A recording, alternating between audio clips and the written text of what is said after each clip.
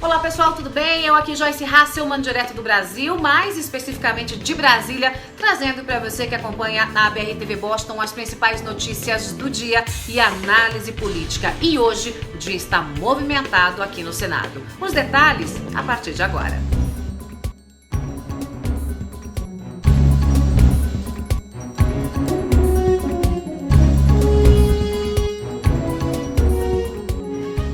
Vamos lá, as principais notícias do dia. Um dia quente no Senado. Começou logo de manhã a discussão daquele projeto de abuso de autoridade que deu maior repercussão aqui no Brasil, que é um projeto, né, que nasceu aí das mãos do Renan Calheiros, logo que a Lava Jato começou a encarcerar figuras importantes, né, corruptos e corruptores, políticos como Eduardo Cunha e também os grandes donos das grandes empreiteiras que fizeram negociações para assaltar os cofres públicos aqui no Brasil.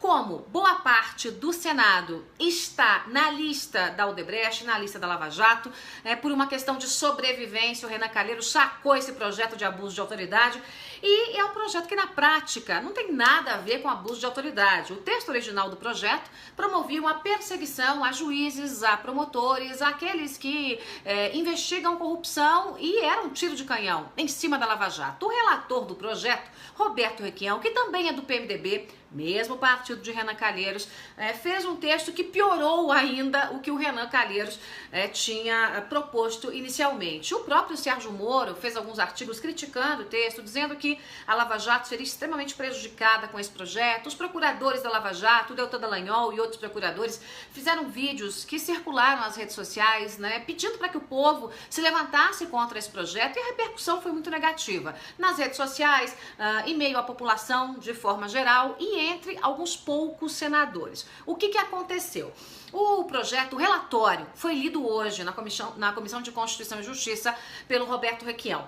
Vendo que o povo estava 100% contra, o Ministério Público contra, o juiz Sérgio Moro contra e alguns senadores contra, né? O Roberto Requião acabou cedendo um pouquinho, dando um passo atrás e tirando a parte que trata lá do crime de hermenêutica, né? Que os juízes não poderiam ser julgados, né, por essa questão envolvendo tal crime de hermenêutica. O que significa isso? É quando um juiz de uma instância superior tem uma divergência em relação ao juiz de uma instância primária. Então, por exemplo, o juiz Sérgio Moro vai lá e toma uma decisão.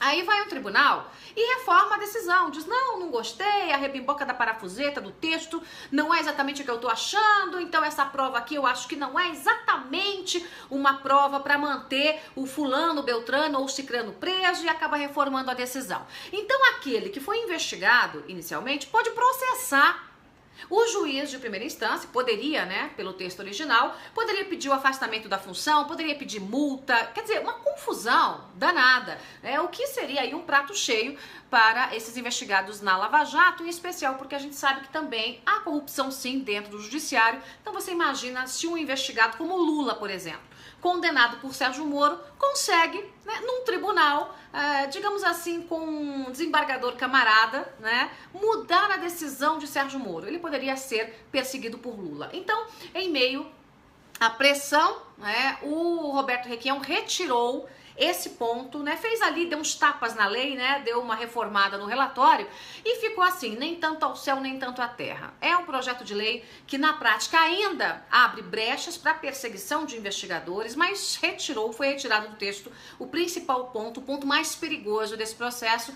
Acabou sendo aí uma vitória de pirro, né, do Roberto Requião e do Renan Calheiros. Eles vão sair por aí garganteando que foi uma grande vitória, mas pelo menos esse ponto, que era o ponto que mais atacava a Lava Jato, foi retirado no meio do texto. E aí, gente, como o clima começou a ficar pesado no Senado, o Ronaldo Caiado acabou fazendo um discurso e falou, né, sobre a questão do foro privilegiado. Ele disse, olha, já que a gente está votando esse projeto de abuso de autoridade, então vamos votar também aqui na CCJ a questão do foro privilegiado.